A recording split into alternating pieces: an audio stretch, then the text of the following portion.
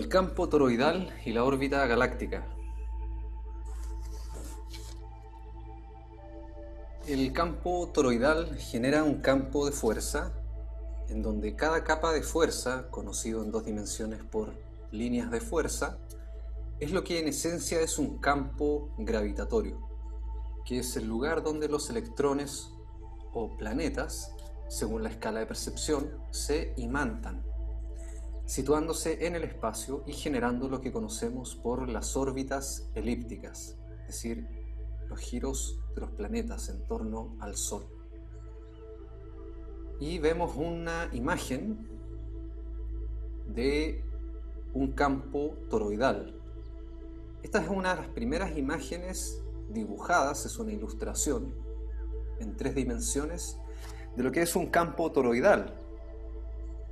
Este dibujo se realizó en el año 1900, a fines de 1800, por Charles Leadbeater y Annie Besant. En 1908, en un libro que publicaron llamado Química Oculta, un libro que ustedes tienen en la plataforma. Y en su libro ellos describen, ambos canalizadores, el átomo de hidrógeno gira y se estremece, y hay que dejar que se calme antes de someterlo a observación. Las 6 pequeñas partículas se agrupan en 2 formaciones de 3 unidades para formar 2 triángulos semejantes. En cada una de las 6 partículas aparecen 3 puntos de luz que son los torbellinos subatómicos, es decir, la espiral. Ellos no le llamaron campo toroidal, sino que le llamaron Anu. Anu es un término sumerio que significa cielo. De hecho, no solamente es un término sumerio, sino que, por ejemplo, los incas hablan de la chacana, por ejemplo, y que no solamente los incas, chacana o Shac Hanan, Hananpacha, para referirse al cielo, Hananpacha, y vemos An, el Anu o Anunnaki.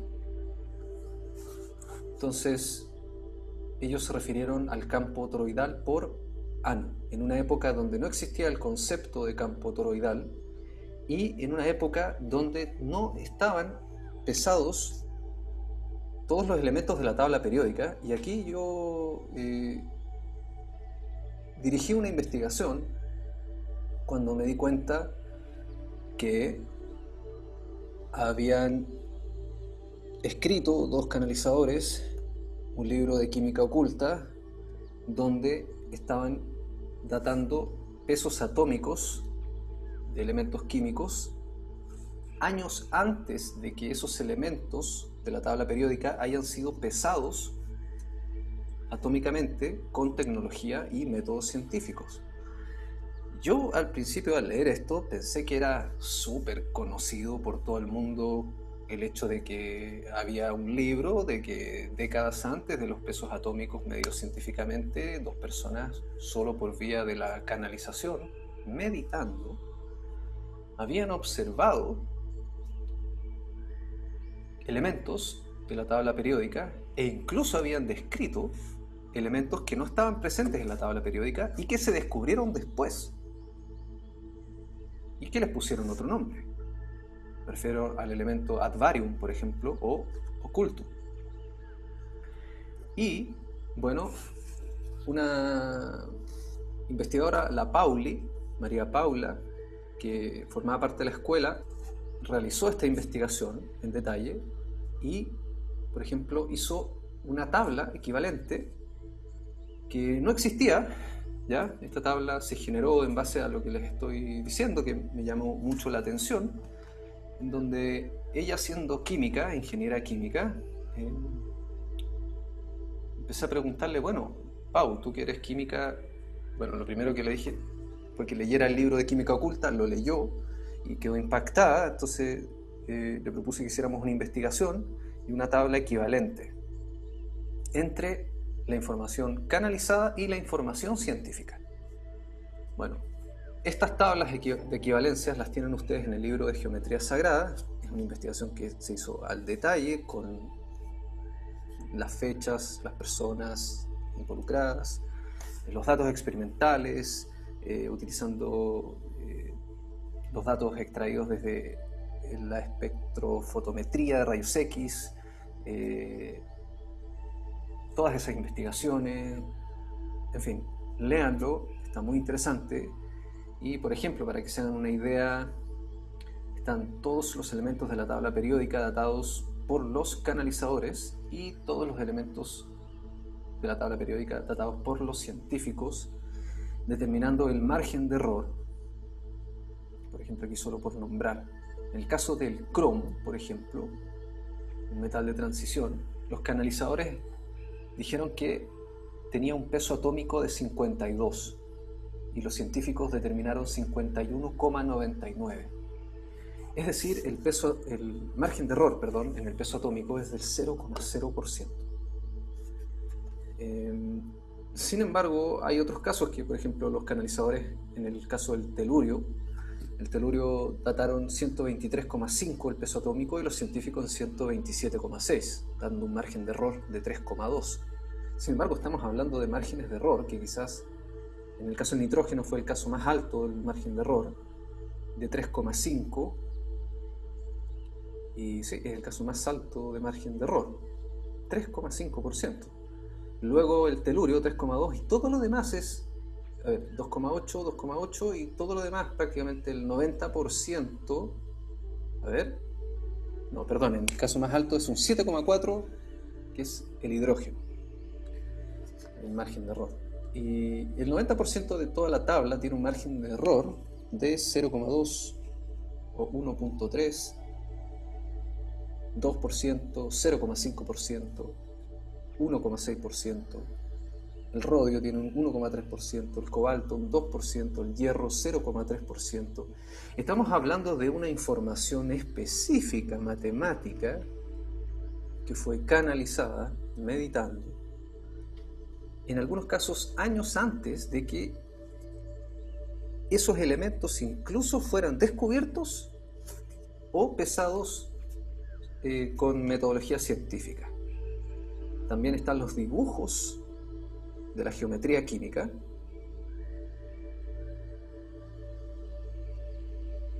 Esto sí, muchísimo antes de las fotografías moleculares. Estamos hablando del año 1907. Todo por vía de registros akáshicos, canalizando. Entonces,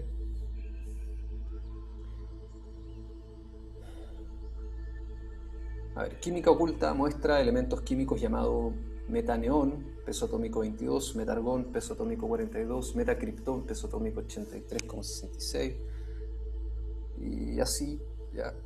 Dichos elementos presentados por Annie Besant y Charles Leadbeater hacen referencia a lo que actualmente se reconoce por isótopos del neón, argón, criptón y xenón, en el que los pesos atómicos corresponden a los reportados por los canalizadores. Entonces se puede inferir que las hipótesis enseñadas por la élite científica del siglo XIX y XX presentan la misma validez que las hipótesis presentadas por los canalizadores, puesto que su validación se da posterior a la publicación del libro.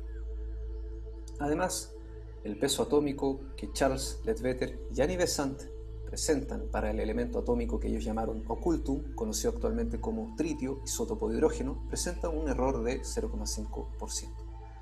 Un elemento desconocido para su época que fue presentado 30 años después por la ciencia como un isótopo y del cual se tiene un error de 0,5%. Muestra que los valores presentados en el libro Química Oculta son muy cercanos a los valores confirmados por el método científico e indican la validez del modelo del átomo ultérrimo para el conteo del peso atómico y la relación que estos presentan con el hidrógeno. En la siguiente página se aprecian los dibujos realizados por los canalizadores, todo obtenido desde los registros akáshicos por única vía de la meditación y sin instrumento tecnológico alguno.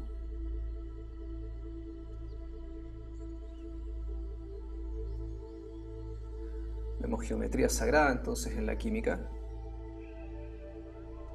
una química descrita oculta en aquella época, porque verdaderamente era invisible, oculta, y ellos la estaban viendo. Y sin embargo vemos ahora, hoy, geometría química, siendo un estudio formalizado y académico. Esto yo lo muestro con la función no de separar, al contrario,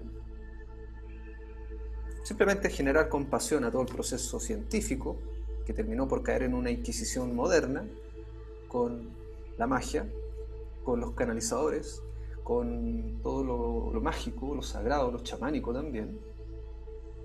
¿Y qué les estoy diciendo con esto? Ya ahora viendo las fotografías moleculares, mostrando geometrías equivalentes con márgenes de errores ya descritos, la nanopartícula de oro, por ejemplo, paladio, fabricadas mediante condensación de gas inerte en un reactor de pulverización catódica, partículas de cobre formadas al reducir el sulfato de cobre con ácido ascórbico y así.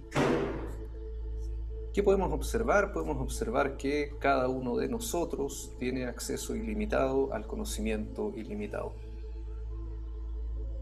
sin tener necesidad de ninguna formación académica, de ninguna clase, sin tener necesidad de utilizar ningún instrumento científico también.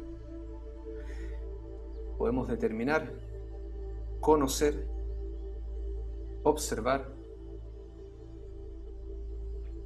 gracias a la meditación, en lo que llamamos registros akáshicos, un conocimiento que es tan certero como lo puede dar la ciencia. Es decir, es un método fiable, viable, que entrega un margen de error en un 90% de los casos, y probablemente más si hacemos un conteo matemático de la tabla. Esto es una probabilidad general, simplemente decir que es una certeza incluso matemática en el 90% de los casos. Números exactos me refiero. Entonces, de esa forma podemos entender cómo se originaron hace ya miles de años ahora estas piedras que vemos aquí.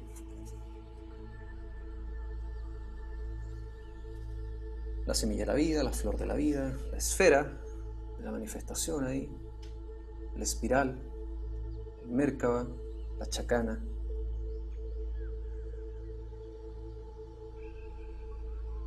Conocimiento del tercer ojo.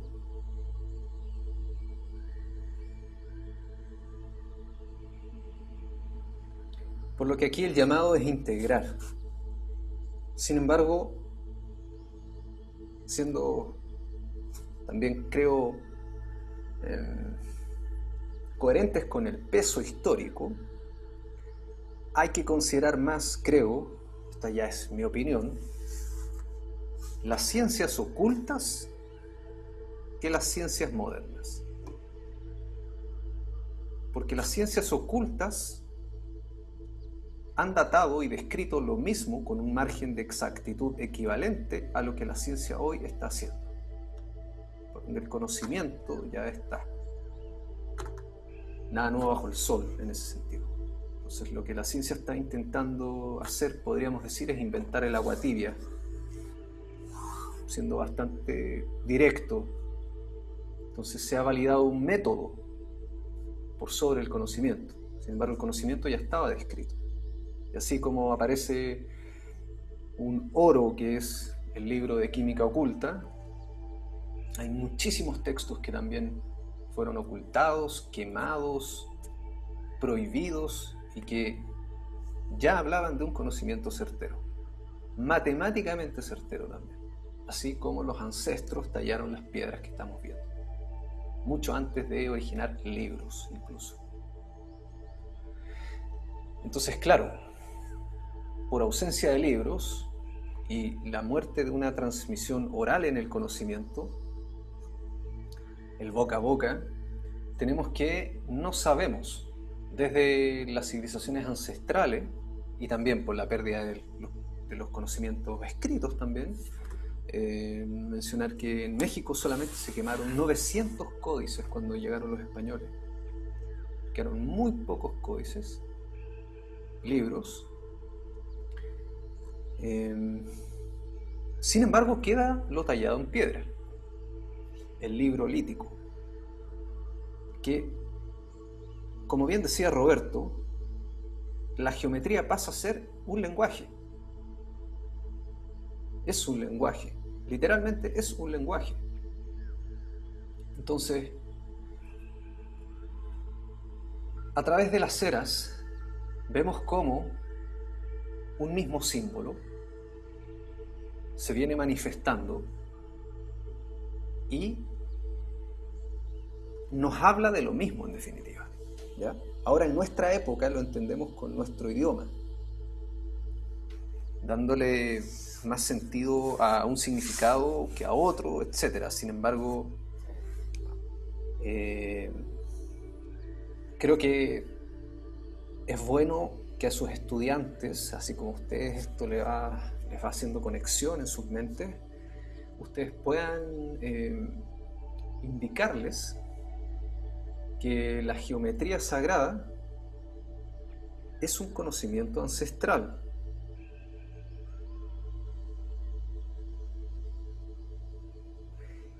Y que ahora la ciencia está también descubriendo. Pero viene a ser Colón llegando a América con 20 millones de habitantes, me refiero, y civilizaciones. ¿Ya? En el sentido de entender descubrimientos. Ese es el único descubrimiento. Un método que llega a una zona en el conocimiento que antes no había explorado, pero vemos que los ancestros, sus templos estaban tallados con el conocimiento. Y ojo, no solamente una cultura, no solamente que en Baalbek, por ejemplo, Mesopotamia, el templo de Júpiter, esté la piedra tallada con la estrella de 6 puntas. Imagen que no estamos viendo ahora, pero está. ¿Por qué justo en Júpiter, que equivale a Zeus, en un templo con la estrella de 6 puntas? Porque hay todo un conocimiento que se entremezcla con lo mitológico en algún punto, y que bueno, creo que la labor es discernir entre lo real y lo falso ahí. Entonces, bueno, la geometría sagrada en algún momento en la historia empezó a ramificarse en todo el mundo. También los indígenas, no solamente las civilizaciones, sino que también los indígenas. Ahora, en esencia siempre, ¿qué vamos a entender que es la geometría sagrada? Sonido. Como bien ahí está la Ermaga tocando violín, y vemos que se genera una esfera en la dimensión etérica que equivale a un organismo biológico. Una mitocondria podría ser. Desde el éter hasta la biología, vemos cómo el sonido va densificándose. Y cuando vemos piedras talladas, vemos un corte transversal de la esfera que está indicando una geometría. Geometría que es sonido. Un sonido que divide la matriz del espacio-tiempo y que da origen a la forma en la materia. Por ende, la geometría sagrada, sonido equivalente, es una matriz divisoria del espacio-tiempo. Y cuando entendemos que es una matriz divisoria del espacio-tiempo, entendemos que el sonido es lo que tiene la propiedad que llamamos gravedad.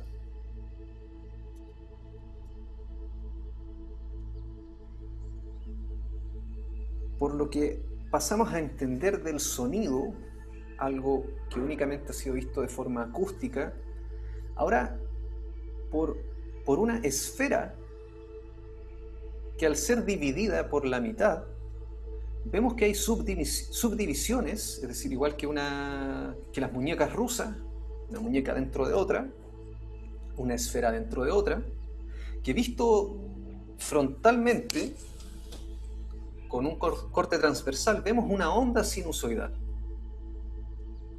Ahora, todo esto es representativo porque esa onda es una espiral.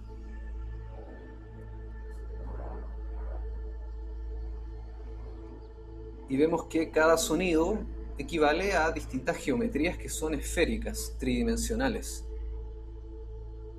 que cuando equivalen a un corte transversal, vemos ahí un hermago ahí sosteniendo una geometría, vemos que la proyección de esa geometría genera un mandala. Entonces vemos una visión lateral, una visión superior, que en definitiva hablan de una esfera que al ser proyectada genera un mandala. Un mandala que en aspectos técnicos en el sonido se habla de cimática. Esta fotografía la sacó un amigo, el Nico Munizaga, y vemos que él de forma muy simple desde su casa está generando también cimática. Vemos que la cimática no es algo muy complejo hoy en día de generar, hay muchos tutoriales en internet para poder generar uno su propio equipo de cimática en la casa. Entonces vemos cómo el sonido equivale a geometría ancestral tallada en piedra.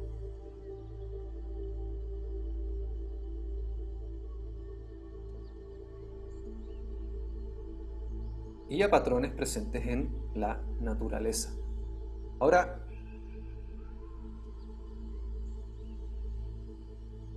¿de qué forma esto se va replicando a escala galáctica?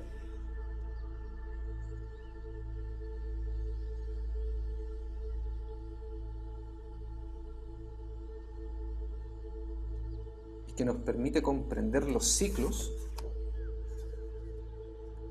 Esto lo podemos entender de forma muy simple,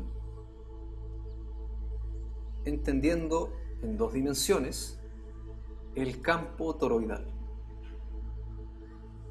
Entonces hay un imán que se posa sobre una mesa donde hay trazas de hierro que son similares a arena con la propiedad de imán, ¿ya? Se imanta a un campo invisible que surge desde el imán. Entonces la traza de hierro no contiene la estructura geométrica, sino que la estructura geométrica, el campo toroidal, lo contiene el imán. El campo de energía invisible del imán es el que da la estructura a las trazas de hierro. Es decir, la crema no contiene la estructura, la contiene el movimiento que está en el café. Ya vamos a también hablar de, bueno, entonces, ¿quién hace girar el café, ¿no? ¿Y por qué hace girar el café? El campo es el que proyecta la estructura en la materia y el hierro se imanta a ella. Esto, aplicando el principio de correspondencia, como es arriba es abajo, como es abajo es arriba, equivalen todas las escalas. Entonces vemos que el Sol emana un campo toroidal. El Sol tiene un campo electromagnético, al igual que la Tierra, porque tiene un polo norte y un polo sur, desde donde fluye un campo electromagnético. Asimismo, como es arriba es abajo, como es abajo es arriba, el Sol no está estático, todo está en movimiento. Y el Sol está girando en torno a la galaxia de la Vía Láctea. ¿Por qué? Porque desde el centro de la Vía Láctea hay un hoyo negro, que es un sol negro, una esfera negra, que está generando también su campo toroidal, y la espiral que surge desde el centro es lo que conocemos por Vía Láctea, la galaxia de la Vía Láctea, y el Sol está girando en esas hélices de la Vía Láctea. Y los planetas, como es arriba es abajo, como es abajo es arriba, también giran, al igual que el Sol, en torno al Sol central de la galaxia, el hoyo negro de la galaxia, gira cada planeta en torno al Sol. ¿Y por qué gira cada planeta en torno al Sol, pero no de forma plana, sino que de forma helicoidal, en espiral, es decir, con un movimiento que tiene una dirección en el tiempo? Por el campo toroidal, que surge desde el Sol. A nivel astrofísico, en el libro yo les hablo de las espirales de Parker, que es un equivalente en astrofísica, también de las ondas gravitacionales en física cuántica. Sin embargo, aquí simplificando, lo importante es simplemente entender que más allá como se le pueda denominar a las espirales que surgen desde el interior del campo toroidal, que ya les decía que son hoyos negros, es decir, cada esfera de la flor de la vida es en definitiva un campo toroidal, ¿ya?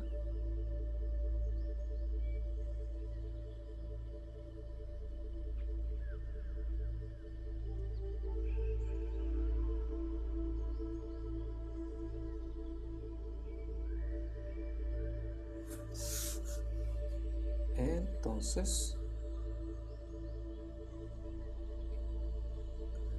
tenemos que, a nivel etérico, el molde físico, si lo vemos solamente desde el centro, aquí hice un montaje de 3 imágenes para poder comprender, por ejemplo, la escala galáctica, la escala de la Vía Láctea, con la escala etérica, que equivale, por ejemplo, al átomo, y ahora integrando también lo que es geometría más el campo.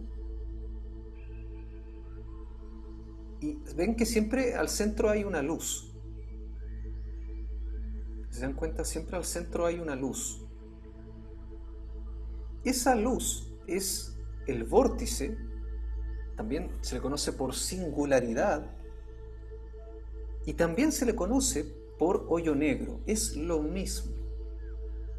Entonces, a nivel paradigma, gracias a Hawking, hemos comprendido que el hoyo negro existe, es real, está presente en el universo y hay muchísimos. Sin embargo, ahora estamos comprendiendo a nivel cuántico que el hoyo negro se corresponde en toda la realidad y que el hoyo negro viene a ser ese centro lumínico desde el cual emanan los espirales. Al igual que literalmente los hoyos negros. Y esto es una investigación propia, nadie me lo dijo sinceramente, y hoy también reconozco que Nassim Haramein lo está diciendo, como les comentaba. Solo yo sé que es cierto lo que estoy diciendo, que es una noción propia de haber entendido que el hoyo negro es un campo toroidal, muchos años antes me refiero, y entender que se equivale, es algo que ya había recordado, voy a decir, simplificando. Entonces vemos una fotografía, ya más allá de mí esto, vemos una fotografía de un hoyo negro que muestra la forma de una dona, un campo toroidal.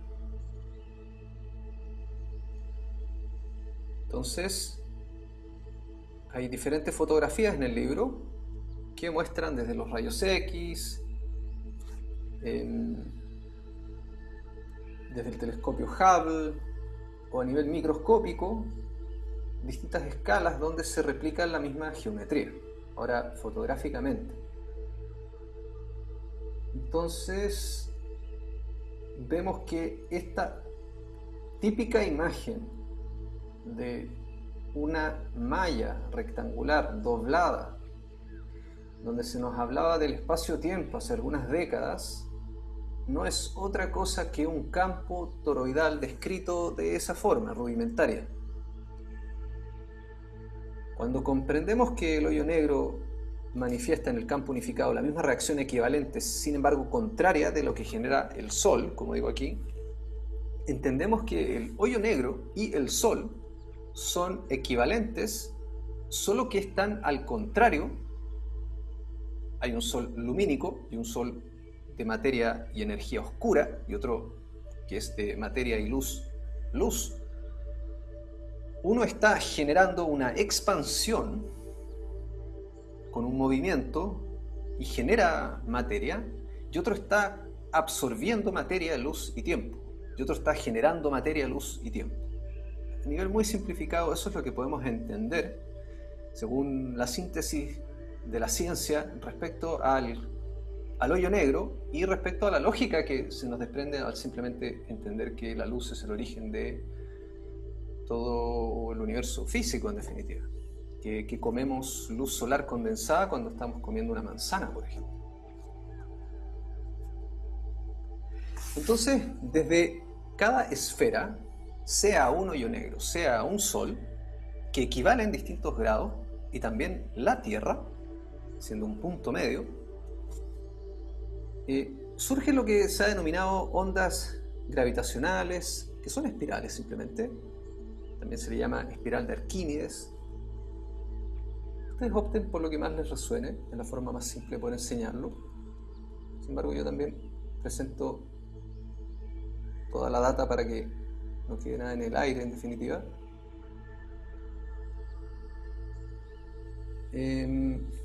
A ver, fueron detectadas en 2015 utilizando el método científico, las ondas gravitacionales, un avance fundamental para el conocimiento del universo que le dio el premio Nobel a los estadounidenses Rainer Weiss,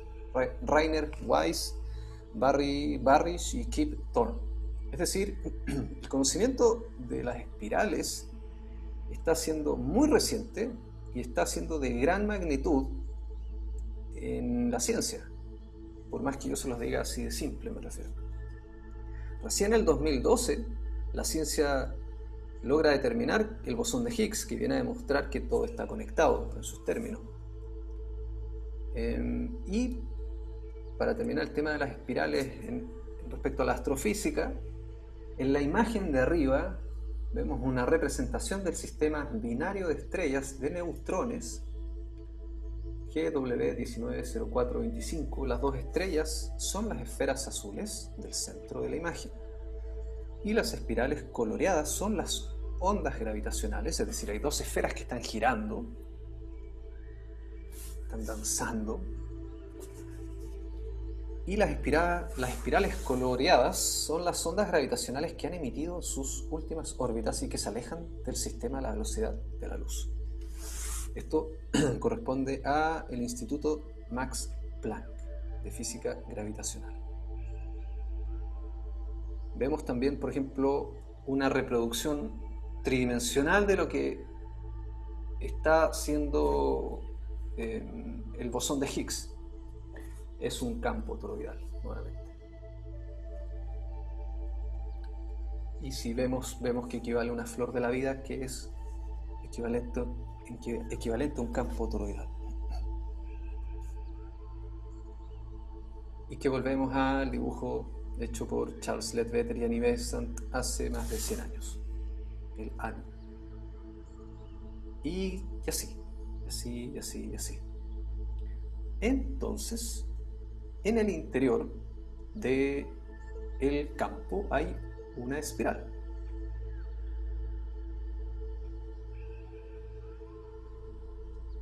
Como es arriba es abajo, como es abajo es arriba, en el interior de ese campo toroidal hay una luz. Esa luz, que es el hoyo negro que ya les he descrito, es, por ejemplo, en el centro de la manzana es donde están las semillas.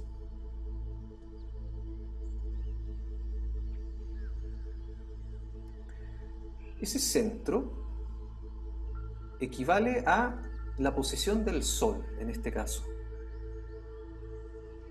Cuando ya el campo toroidal se ha densificado, equivale ahora al Sol.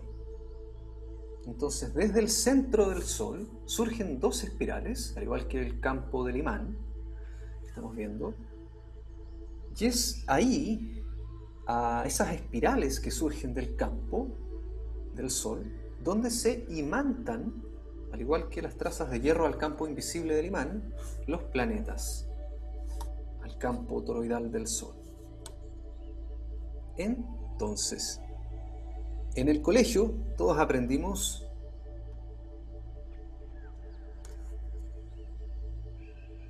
aprendimos lo que está a la izquierda.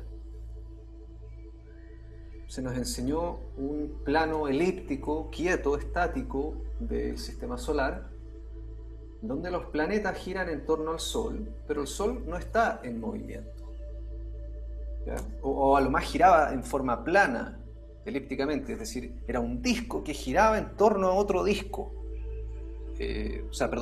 Un disco que giraba en torno al Sol central de la galaxia, se desconocía que era un hoyo negro, y la misma galaxia, un disco. Y eso creíamos, ese era el paradigma. A todos se nos enseñó, y en los libros del colegio hoy todavía está eso así, se siguen imprimiendo libros de ciencia así, con una visión, en lo mismo equivalente a la época cuando se enseñaba que la Tierra era el centro, la teoría geocentrista, y que hoy sabemos que es el Sol al centro. De la misma forma se nos enseñó en el colegio, y se sigue enseñando, que el Sol es un disco que gira en torno a la galaxia, el centro de la galaxia. Sin embargo, eso no es cierto. Es que el Sol verdaderamente está moviéndose, girando, viajando, y mientras va viajando, los planetas, al estar imantados en su campo toroidal, van girando helicoidalmente en espiral, siguiendo la forma del campo invisible del imán del Sol, al igual que las trazas de hierro, girando en torno a la galaxia, en torno al núcleo de la galaxia, núcleo que es un hoyo negro, que está generando a su vez una espiral que es la Vía Láctea.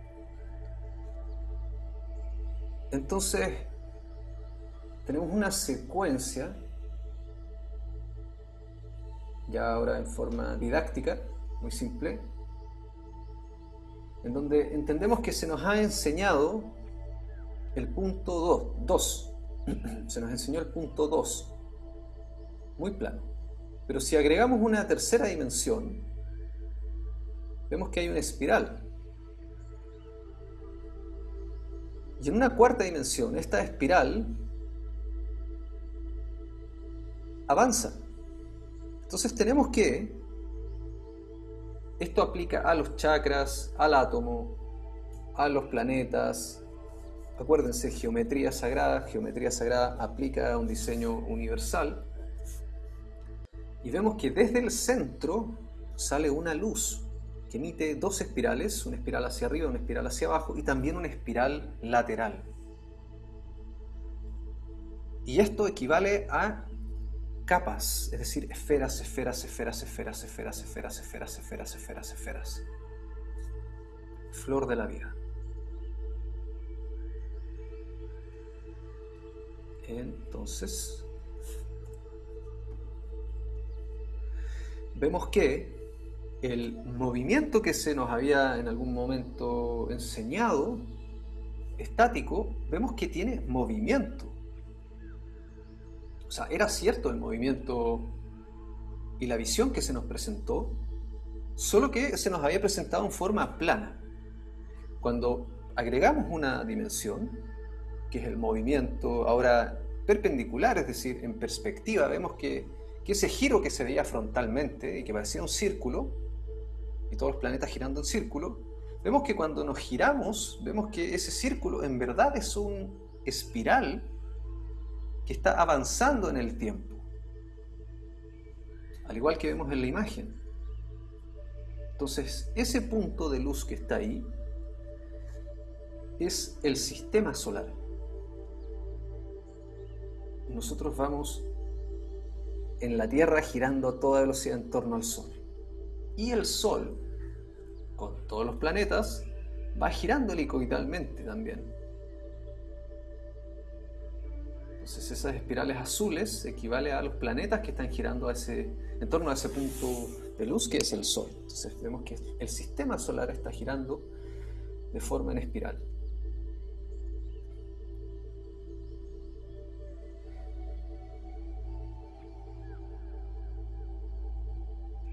Así también me empiezo a dar cuenta de algo que los ancestros sabían, obviamente, y que aquí es donde hago la conexión ancestral también. Cuando acepto que es un hecho, una certeza geométrica me refiero, porque cuando haces la escala geométrica entiendes muchísimo. Te saltas la discusión científica, de hecho, con la geometría sagrada. Porque es poner un principio geométrico, principios herméticos, ancestrales, si quieres llamar así también, y también herméticos específicamente, principios cuánticos y listo, tienes el resultado de lo que quieres entender. Y eso me pasó, entonces, bueno, cuando te das cuenta que el sistema solar va girando en espiral en torno al centro de la galaxia, y lo miras en perspectiva, ves que hay un círculo, en definitiva, que se está formando cuando lo ves de frente. Y cuando el Sol da un giro completo, es decir, desde el ciclo anterior, por ejemplo, imagínense que el Sol estaba ahí,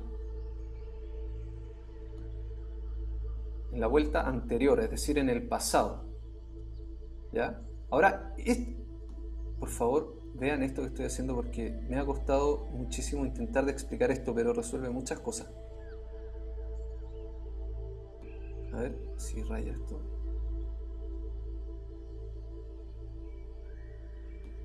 Ya.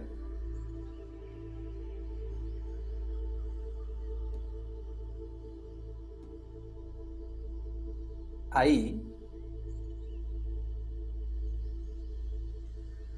no hagan bullying de lo que acabo de hacer. Ahí, que parece que está al lado del Sol, está ahí, ya, en ese espacio, que si lo vemos súper frontalmente, es un círculo simplemente, ¿ya? Acuérdense, eso es el sistema solar. Pero el sistema solar, de el primer punto al segundo punto, ha hecho una vuelta de 26.000 años. Atención con esta cifra. Aquí se decodifica un conocimiento ancestral de importante magnitud. Mágico. Esto nos permite entender el ciclo que estamos viviendo.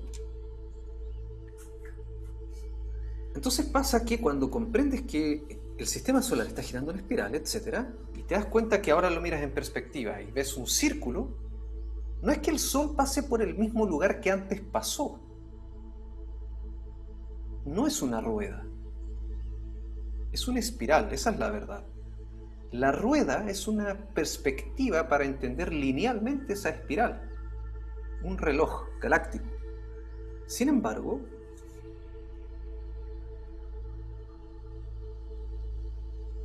esa distancia de puntos que hice en los dibujos viene a ser esto. Viene a ser decir que el Sol estaba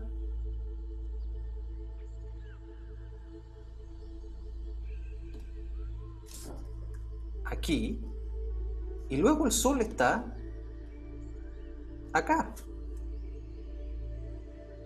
Han pasado 26.000 años en un viaje del espacio-tiempo hacia el futuro.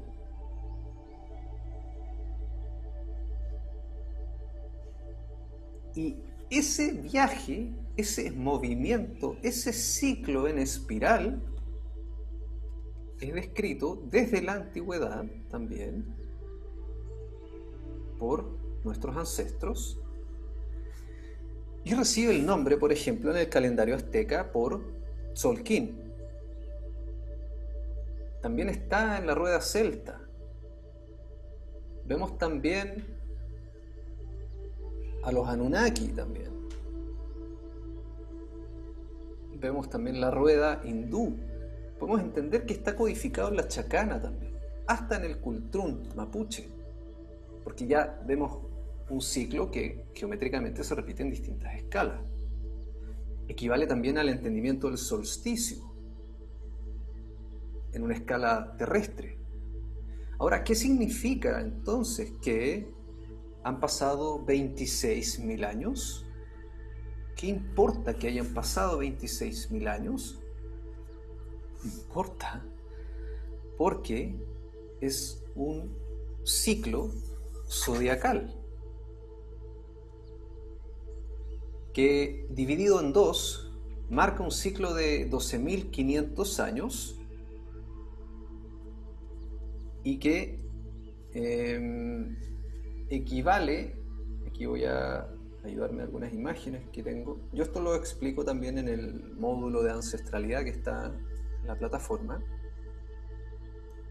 Sin embargo, aquí voy a ocupar algunas imágenes porque no hago la conexión con todo el ciclo en espiral, no desde la perspectiva de la geometría sagrada me refiero.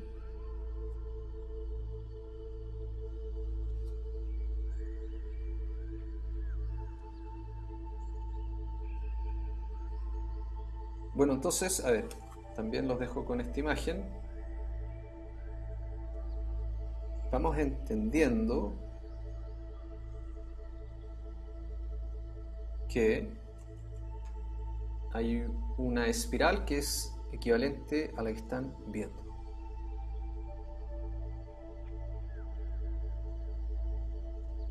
Que equivale al ADN también.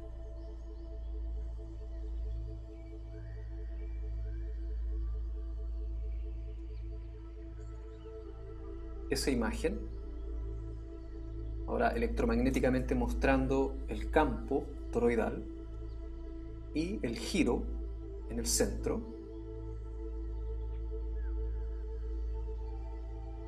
donde el Sol, siguiendo el mismo diseño replicado que estamos viendo de electromagnetismo de la galaxia, gira en torno al núcleo de la galaxia. Bueno, esto ya lo enseñé, está en un video que se llama El Gran Ciclo de 26.000 años, pueden revisar cuando quieran. Sin embargo, simplemente quiero hacer la conexión con la geometría sagrada específicamente,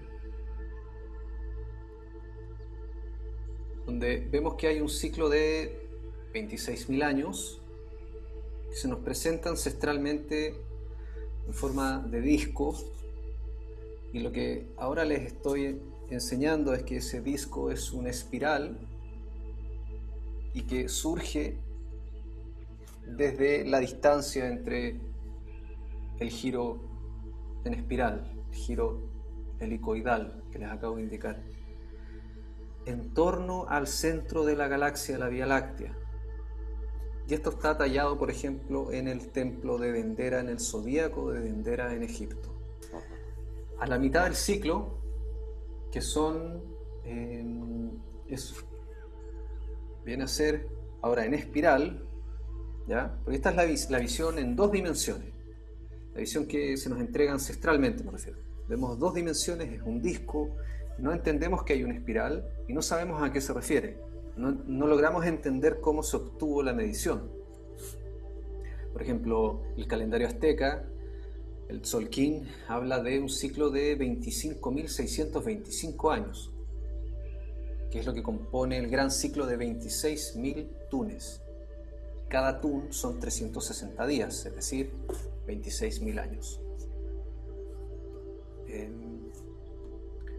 También está, bueno, vean ahí la unidad de ancestralidad, van a ser una conexión muy importante para la vida, en esencia una comprensión del cielo. Acuérdense que el cielo, la comprensión del cielo nos permite entender nuestro presente, porque hay una sincronía con los templos, es decir, la esfinge vuelve a mirar a Leo.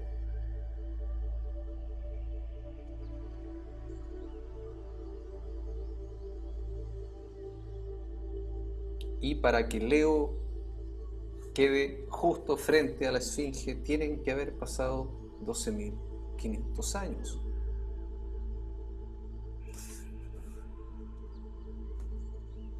Sin embargo, ya eso es parte de un misterio que tiene relación con el calendario galáctico y que podemos entender con la geometría sagrada.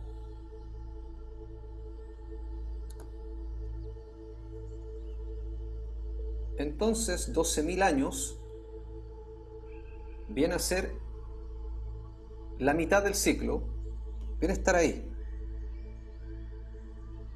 Es la mitad.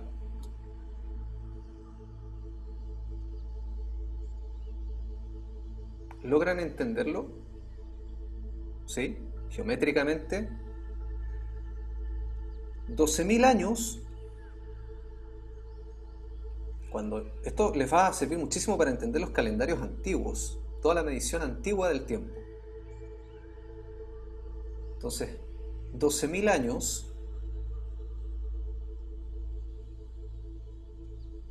viene a estar que el Sol viene desde allá con todos los planetas girando en el sistema solar y da media vuelta, es decir, medio círculo,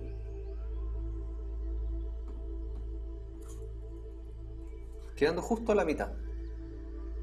El sistema solar tiene que hacer toda la vuelta, quedar en la misma posición del eje horizontal, aunque aquí esté en perspectiva solo por un tema del video, una captura del video. A nivel horizontal tiene que quedar en la misma posición el Sol. El Sol, al quedar en la misma posición, equidistante en el tiempo, se cumple el ciclo de 26.000 años. Y visto en 2 dimensiones, es como que el Sol vuelva a estar en la misma posición. A la mitad del giro, 12.000, 13.000 años. Y a eso equivale la enseñanza de los calendarios antiguos. Y también el porqué de las posiciones de las pirámides.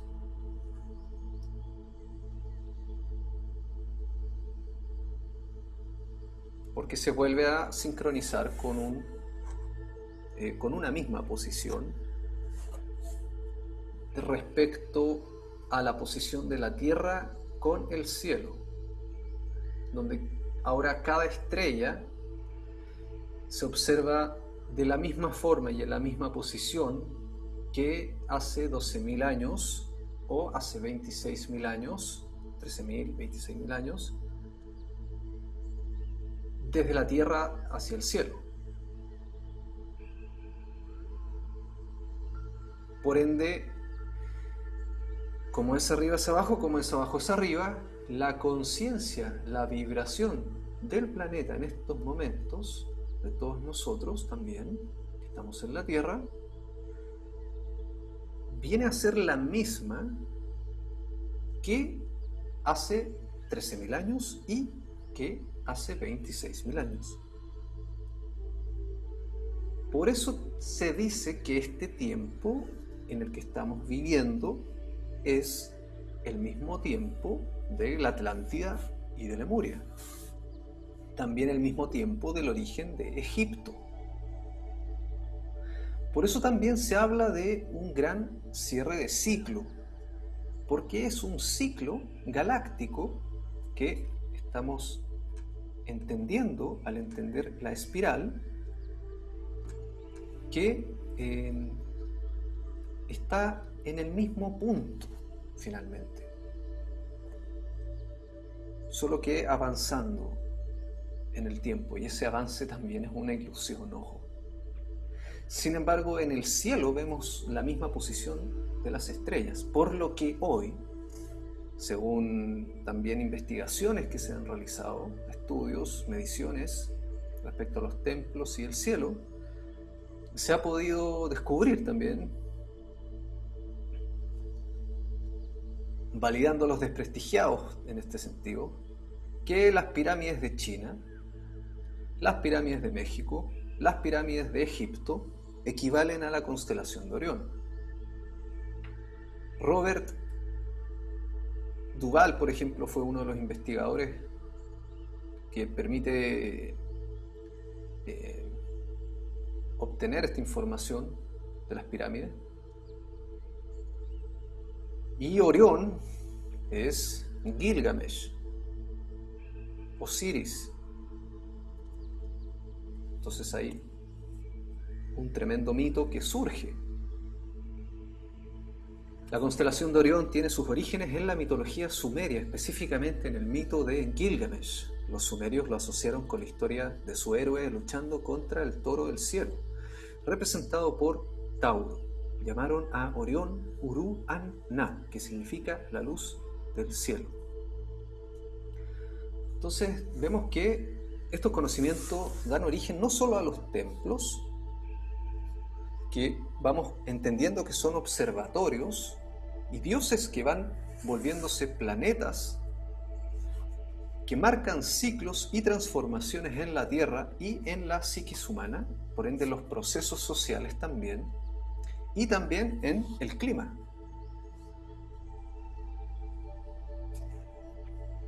Entonces tenemos que Egipto, México, Ecuador, Inglaterra, Perú, Sacsayhuamán, Bolivia y Camboya, también Stonehenge, Inglaterra, los templos de piedra y las posiciones marcan la precesión de los equinoccios, que es el ciclo de 26.000 años que les estoy mencionando. ¿Por qué? Porque equivale a replicar algo que sucedió. Por ende, fue necesario marcar con exactitud el momento en que vuelve a pasar lo mismo, o la potencialidad de que vuelva a suceder. ¿Y qué es esa potencialidad? La destrucción de toda la Tierra. Sin embargo, no solo la destrucción de toda la Tierra, porque, bueno, no solamente la destrucción de toda la Tierra, sino que también el surgimiento de una nueva conciencia de luz. Sin embargo, los templos no fueron construidos para la época en que se construyeron. Fueron construidos para nosotros en esta época porque nosotros volvemos a ver el mismo tiempo. En casos muy específicos, fueron construidos para la época y marcaron ciclos de tiempo durante 500 años. Sin embargo, la mayor cantidad de templos tienen sentido después de 12.000, 13.000 años. Solamente algunos templos marcan el solsticio y los equinoccios, los solsticios y los equinoccios todos los años, como es el caso, por ejemplo, donde está el Viracocha, el Templo del Sol, en Tiwanaku. Pero sin embargo, no solamente ese calendario a escala anual de los ciclos de las 4 estaciones, cada 21 de marzo, 21 de junio, 21 de septiembre y 21 de diciembre, 25 de diciembre, la Navidad, está en la unidad ancestralidad, esto que estoy nombrando con la conexión con Jesús. La corona de espinas, el sol, la cruz del sur, María, Isis, José, Osiris, Orión. Hagan ustedes la conexión, saquen sus propias conclusiones. Entonces tenemos que el sistema solar, que vemos ahí en una eclíptica, recorre toda la galaxia en un ciclo de 226 millones de años, que a escala el Sol vuelve a su mismo punto al hacer un giro en espiral, que visto en perspectiva es un círculo, cada 26.000 años. Esa cifra se repite ahora con el centro de la galaxia, donde el Sol gira en torno a la galaxia en un ciclo de 226 millones de años, que es lo que según se estima, según los cálculos de los 26.000 años, que equivalen a los calendarios ancestrales, específicamente el Tzolk'in azteca, el zodíaco de Dendera egipcio, por nombrar algunos. Y tenemos también de que a escala el mismo movimiento que está dado por el campo toroidal y las espirales que surgen desde el centro del campo toroidal, vemos entonces cómo la materia, que en este caso es el Sol, la traza de hierro del campo invisible del imán, no está estático, sino que está girando. De la misma forma vemos que la Tierra gira en torno al Sol y cada 21 de junio, 21 de marzo, 21 de diciembre y 21 de septiembre hay un solsticio o un equinoccio que marca una estación. Como es arriba es abajo, como es abajo es arriba, también se cumple un ciclo equivalente de transformación, ciclos, la espiral marca un ciclo, y que equivale a una transformación significativa, similar a que surge la primavera. Ahora, para todo el sistema solar, vemos a la ayahuasquita también, ahí también está enredada en espiral. Y, bueno, una representación de la Vía Láctea, que los mapuches llaman Huenuleufu, y que claramente vemos nuevamente una esfera. Ahora, en la representación del campo toroidal vemos que hay un hoyo que se curva al igual que una trompa de agua, una espiral de agua, o cuando sacamos el tapón de la tina. Sin embargo, es una esfera. El espiral es un conocimiento ancestral, claro está, también ha sido enseñado desde la antigüedad, antiguamente codificado, ancestralmente protegido, luego ocultado por los ignorantes que se pusieron violentos en una época porque querían el poder a toda costa. Entonces el conocimiento se cifró, se ocultó a los ignorantes y también de las masas que también eran ignorantes. Entonces era tan peligroso quien se burlaba como quien atacaba a muerte. Entonces se cifró, se ocultó, y dado que las logias alquimistas fueron las primeras logias que verdaderamente tenían las élites intelectuales, se generaron desde ahí los primeros arquitectos, grandes pintores, escultores, tenemos el caso de Da Vinci, de Rafael Sanzio, por ejemplo, bueno, mucho tiempo después, Rafael, Miguel Ángel, arquitectos, me refiero, que en las catedrales cifraron el conocimiento. Tenemos el libro, por ejemplo, El misterio de las catedrales, de Fulcanelli. Fulcanelli, un gran alquimista en el cual se celebra el Día de la Alquimia, el Día de la Muerte de Fulcanelli, y algunos dicen que Fulcanelli nunca existió y que fue un mito tipo los tres iniciados, el Kybalión, que nadie sabe quiénes fueron. En esa misma época se generó un movimiento de ocultar a toda costa a las personas para que no fueran matadas, no fueran sacrificadas por la época, pero entregando el conocimiento. Entonces Fulcanelli fue uno de los primeros alquimistas que luego de todo el periodo de oscurantismo y persecución europea por la Inquisición católica y por los científicos que ya habían generado los conceptos de locura y psiquiatría.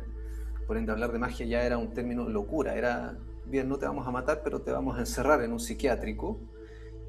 Empieza a surgir todo un tema que Michel Foucault, un pensador francés, narra en el origen de la locura, en uno de sus libros. Vemos que la espiral es tallada en catedrales, templos, construcciones, y no solamente la espiral, sino conocimientos herméticos, ¿bien? Que son geometría sagrada, en definitiva. Entonces vemos que ambas serpientes son espirales, hablan de un campo toroidal. Podemos también pensar, y aquí es donde el significado surge desde cada observador, ¿no? Vemos que cada espiral puede ser un planeta, que la piña puede ser la glándula pineal, y por ende también la Kundalini, Ida y Pingala, puede ser el Sol, y los planetas girando. Se decodifica todo lo que ya surge desde la geometría sagrada. Y vemos que hay alas, hay también un conocimiento del tercer ojo, habla del cielo, hay alas, lo mismo que el dragón en el Ouroboros, habla del cielo, también las serpientes, la tierra, y es el bastón de Asclepio. Bastón de Asclepio, que es una constelación también, que significa Ofiuco, una 13ª constelación del zodíaco, un 13º signo, que fue sacado de la historia, lo cual desordena toda la medición de tiempo ancestral, que sí contemplaba 13 signos. Yo sigo todavía queriendo entender el eslabón de tiempo que falta, porque son 3000 años que se sacan, pero que sin embargo están representados, por ejemplo, por el Viracocha o el Lucutúe, Mapudungún. El Lucutúe, en Mapudungún se le dice el Lucutúe. Los mapuches reconocen que el Lucutúe fue el primer hombre que llega con bastones. Los incas hablan del Viracocha, que tiene 2 bastones, con una cabeza de serpiente en su mano derecha y con la mano izquierda 2 serpientes. Asclepio, que es la vara de Asclepio o Esculapio. El bastón de Hermes, el dios de la medicina. Hipócrates, y luego se le saca una serpiente, y las ambulancias tienen ahora una serpiente. Todo está conectado.